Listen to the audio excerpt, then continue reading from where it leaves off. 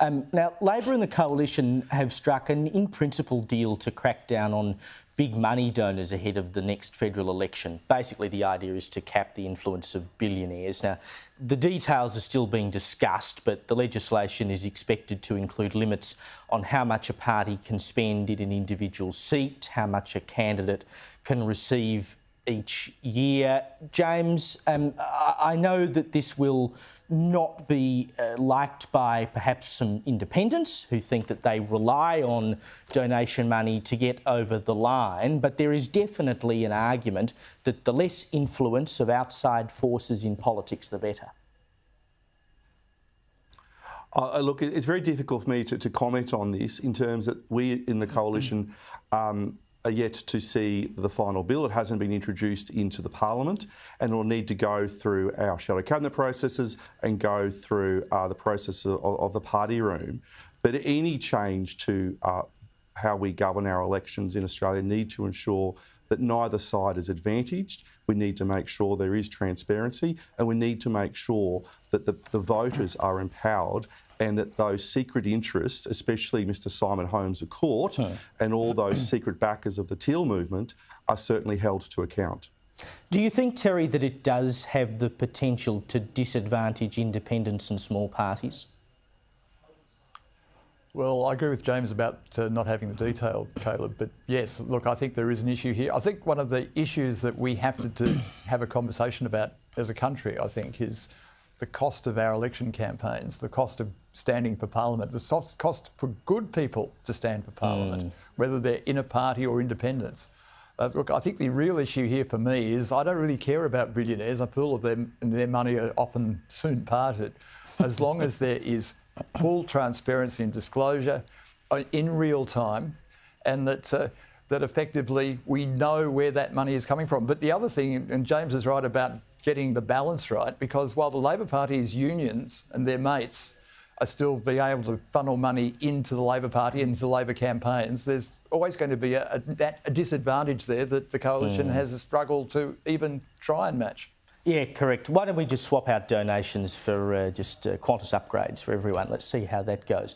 Now, you might remember former South Australian opposition leader David Spears. He had to resign from politics recently after he was charged with supplying drugs. Well, the Liberal candidate who's running to replace him at a by-election this weekend says that we should have mandatory drug testing for politicians. Amanda Wilson, she believes that random drug testing would increase people's confidence in politicians. She says a lot of other people in the workforce have to submit to drug testing, and politicians are making legislation.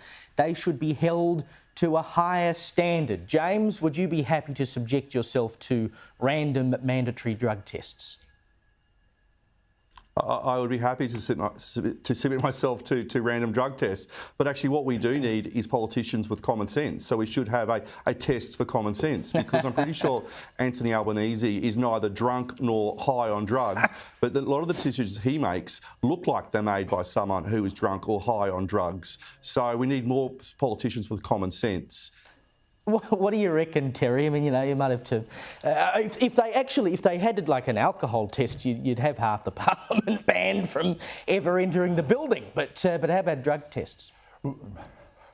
Well, certainly on Wednesday night when Parliament gets up early, but certainly in my day working in Parliament, there was never much time outside of that for drinking or drugging. But certainly I think if other occupations, other industries need drug testing or have random drug testing, and politicians who make legislation, whether it's state or federal, actually mandate these sorts of things, they should be subject to it themselves.